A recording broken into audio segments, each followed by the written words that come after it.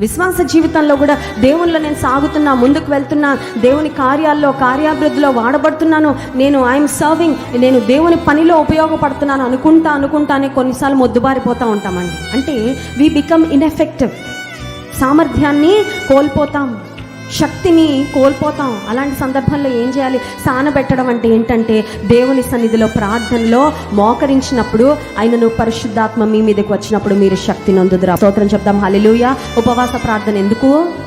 So that we can be effective. ఇంకా సామర్థ్యం కలిగి సేవ చేయాలి. పని చేస్తుందని కాదు. ఇప్పుడు దేవుని కొరకు వాడబడడం అంటే ఏంటి? ఏదో వాడబడుతున్నా, ఏదో వెళ్తున్నానండి, ఏదో స్తుతిస్తున్నానండి, ఏదో ప్రార్థిస్తున్నానండి, ఏదో సేవ చేస్తున్నానండి, నన్ను అలా ఉండనివ్వండి కాదు. నువ్వు ఎఫెక్టివ్ అవ్వాలి. సమర్థవంతంగా ప్రభు కొరకు బ్రతకాలి, సమర్థవంతముగా దేవుని పని చేయాలి, సమర్థవంతంగా దేవుని కొరకు సాక్షార్థంగా నిలవాలి. అటువంటి వారి కొరకు చూస్తున్నాడు దేవుడు. స్తోత్రం చెప్దాం. హల్లెలూయా.